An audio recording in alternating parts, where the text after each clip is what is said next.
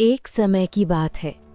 एक गांव के कुछ ही दूरी पर स्थित एक घना सा जंगल था, जहां पर दिन में भी धूप जमीन तक मुश्किल से पहुंचती थी और ऊंचे ऊंचे पेड़ों के बीच एक पुरानी सी कुटिया थी।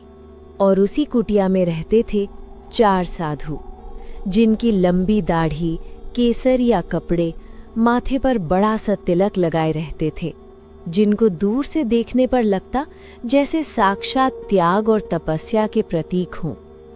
ये चारों साधु दिखने में बहुत भोले भाले और एक बहुत साधारण इंसान की तरह दिखते थे, लेकिन इनके दिमाग में कुछ और ही था।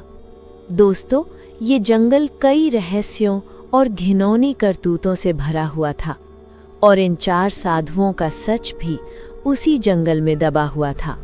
फिर हर सुबह चारों साधु जंगल से निकलते और पास के गांव में भिक्षा मांगने जाते थे। वे खुद को धर्म का ज्ञाता, शिक्षा देने वाला और औरतों को सही मार्ग दिखाने वाला बताते थे, जिसमें कि गांव की भोली भाली औरतें, जो ना पढ़ी लिखी थीं न दुनिया की चालें जानती थीं, उनकी बातों में आ जाती। साधु कहते, तुम्हारे जीवन में दुख इसलिए है क्योंकि तुम्हारे अंदर ज्ञान की कमी है।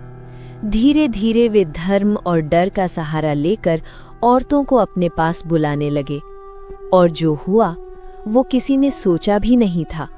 फिर क्या हुआ कि एक मीना नाम की औरत को धीरे धीरे साधुओं के षड्यंत्र के बारे में पता चला।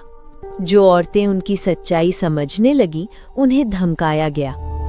अगर किसी को बताया तो भगवान नाराज हो जाएंगे, तुम्हारा घर उजड़ जाएगा, तुम्हारे बच्चों को कुछ हो जाएगा। डर ने उनकी आवाज छीन ली। गांव हंसता रहा और जंगल के अंदर गुनाह बढ़ता रहा। फिर एक दिन दोपहर को जंगल के किनारे एक सुंदर लड़की अपनी बकरियां चरा रही थी। वो लड़की बहुत गरीब थी, लेकिन उसकी आंखों में मासूमियत थी। अचानक चारों साधु वहां पहुंचे। पहले मीठी बातें, फिर डर और फिर जबरदस्ती। वे उसे जंगल के अंदर ले जाने लगे। लड़की की आवाज पेड़ों में गुम हो रही थी, और उसी समय उसी रास्ते से एक बूढ़ा इंसान लाठी टेकता हुआ गुजर रहा था।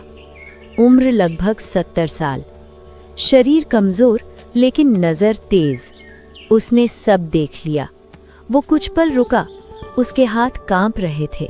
फिर उसने खुद से कहा, अगर आज भी चुप रहा तो मैं भी गुनहगार हूं। फिर बूढ़ा इंसान बिना रुके सीधे थाने की ओर बढ़ गया, और थाने में मौजूद थी एक तेज, सख्त और ईमानदार आईपीएस अफसर।